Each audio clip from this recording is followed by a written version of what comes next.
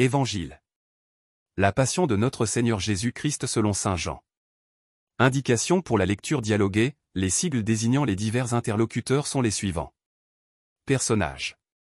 En ce temps-là. Après le repas. Jésus sortit avec ses disciples. Et traversa le torrent du Cédron. Il y avait là un jardin. Dans lequel il entra avec ses disciples. Judas, qui le livrait, connaissait l'endroit, lui aussi. Car Jésus et ses disciples s'y étaient souvent réunis. Judas, avec un détachement de soldats. Ainsi que des gardes envoyés par les grands prêtres et les pharisiens. Arrivent à cet endroit. Ils avaient des lanternes, des torchets et des armes. Alors Jésus, sachant tout ce qui allait lui arriver, s'avança et leur dit. Qui cherchez-vous? Ils lui répondirent. Jésus le Nazaréen. Il leur dit. C'est moi, je le suis. Judas, qui le livrait, se tenait avec eux. Quand Jésus leur répondit, c'est moi, je le suis. Ils reculèrent, et ils tombèrent à terre. Il leur demanda de nouveau. Qui cherchez-vous? Ils dirent. Jésus le Nazaréen. Jésus répondit. Je vous l'ai dit, c'est moi, je le suis. Si c'est bien moi que vous cherchez. Ceux-là, laissez-les partir. Ainsi s'accomplissait la parole qu'il avait dite. Je n'ai perdu aucun. De ceux que tu m'as donnés. Or Simon-Pierre avait une épée, il la tira. Frappa le serviteur du grand prêtre et lui coupa l'oreille droite. Le nom de ce serviteur était Malchus. Jésus dit à Pierre. Remets ton épée au fourreau. La coupe que m'a donnée le Père. Vais-je refuser de la boire? Alors la troupe, le commandant et les gardes juifs se saisirent de Jésus et le ligotèrent. Ils l'emmenèrent d'abord chez Anne, beau-père de Caïphe, qui était grand prêtre cette année-là. Caïphe était celui qui avait donné aux Juifs ce conseil. Il vaut mieux qu'un seul homme meure pour le peuple. Or Simon-Pierre, ainsi qu'un autre disciple, suivait Jésus. Comme ce disciple était connu du grand prêtre.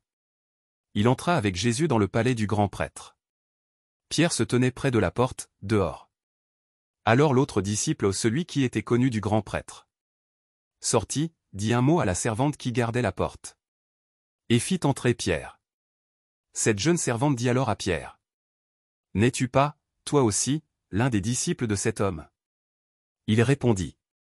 Non, je ne le suis pas. Les serviteurs et les gardes se tenaient là. Comme il faisait froid. Ils avaient fait un feu de braise pour se réchauffer. Pierre était avec eux, en train de se chauffer. Le grand prêtre interrogea Jésus sur ses disciples et sur son enseignement. Jésus lui répondit. Moi, j'ai parlé au monde ouvertement. J'ai toujours enseigné à la synagogue et dans le temple. Là où tous les Juifs se réunissent. Et je n'ai jamais parlé en cachette. Pourquoi m'interroges-tu? Ce que je leur ai dit, demande-le à ceux qui m'ont entendu. Eux savent ce que j'ai dit. À ces mots, un des gardes, qui était à côté de Jésus, lui donna une gifle en disant. C'est ainsi que tu réponds au grand prêtre. Jésus lui répliqua. Si j'ai mal parlé, montre ce que j'ai dit de mal. Mais si j'ai bien parlé, pourquoi me frappes-tu? Anne l'envoya, toujours ligotée, au grand prêtre Caïphe. Simon-Pierre était donc en train de se chauffer. On lui dit. N'es-tu pas, toi aussi, l'un de ses disciples? Pierre le nia et dit. Non, je ne le suis pas. Un des serviteurs du grand prêtre, parent de celui à qui Pierre avait coupé l'oreille, insista. Est-ce que moi, je ne t'ai pas vu dans le jardin avec lui? Encore une fois, Pierre le nia. Et aussitôt un coq chanta. Alors on emmène Jésus de chez Caïphe au prétoire. C'était le matin. Ceux qui l'avaient amené n'entrèrent pas dans le prétoire, pour éviter une souillure, et pouvoir manger l'agneau pascal. Pilate sortit donc à leur rencontre et demanda. Quelle accusation portez-vous contre cet homme? Ils lui répondirent. S'il n'était pas un malfaiteur, nous ne t'aurions pas livré cet homme. Pilate leur dit. Prenez-le vous-même et jugez-le, suivant votre loi.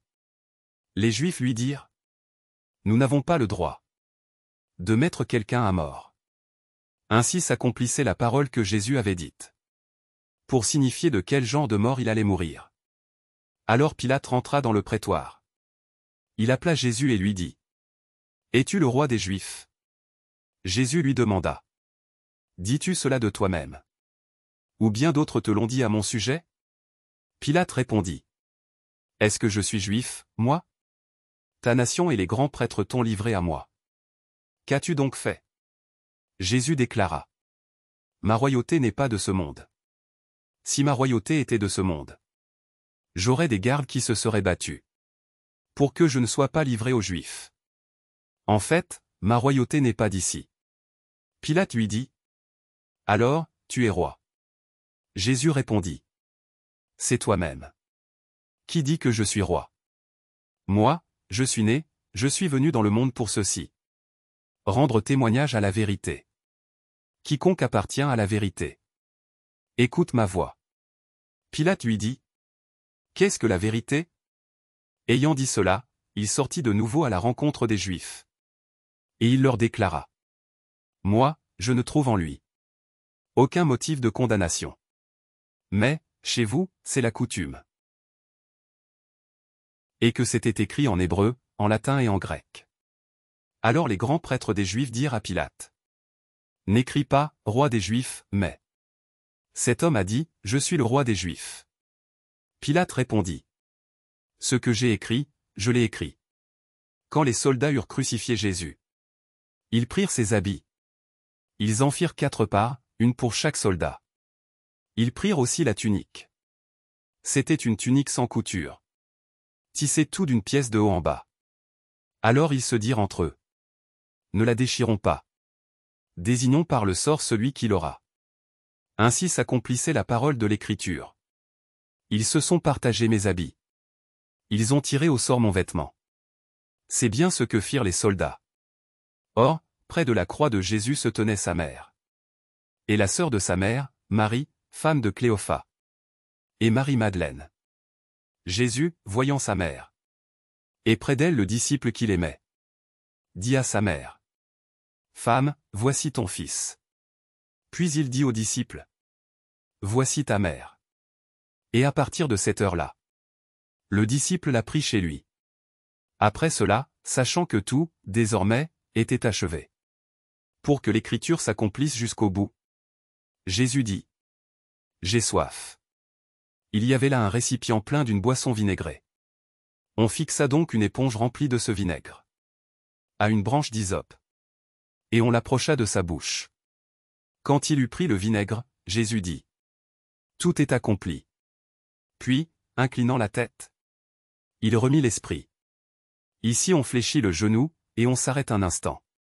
Comme c'était le jour de la préparation, c'est-à-dire le vendredi. Il ne fallait pas laisser les corps en croix durant le sabbat.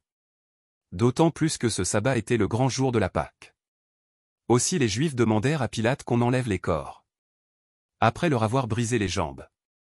Les soldats allèrent donc briser les jambes du premier, puis de l'autre homme crucifié avec Jésus. Quand ils arrivèrent à Jésus, voyant qu'il était déjà mort, ils ne lui brisèrent pas les jambes. Mais un des soldats avec sa lance lui perça le côté, et aussitôt, il en sortit du sang et de l'eau. Celui qui a vu rend témoignage. Et son témoignage est véridique. Et celui-là c'est qu'il dit vrai. Afin que vous aussi, vous croyiez. Cela, en effet, arriva. Pour que s'accomplisse l'Écriture. Aucun de ces os ne sera brisé. Un autre passage de l'Écriture dit encore : ils lèveront les yeux vers celui qu'ils ont transpercé. Après cela, Joseph d'Arimathie, qui était disciple de Jésus, mais en secret par crainte des Juifs, demanda à Pilate de pouvoir enlever le corps de Jésus. Et Pilate le permit. Joseph vint donc enlever le corps de Jésus.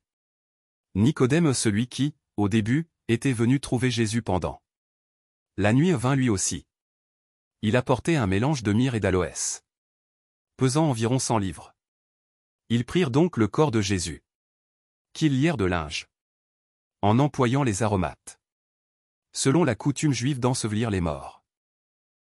À l'endroit où Jésus avait été crucifié, il y avait un jardin. Et, dans ce jardin, un tombeau neuf, dans lequel on n'avait encore déposé personne.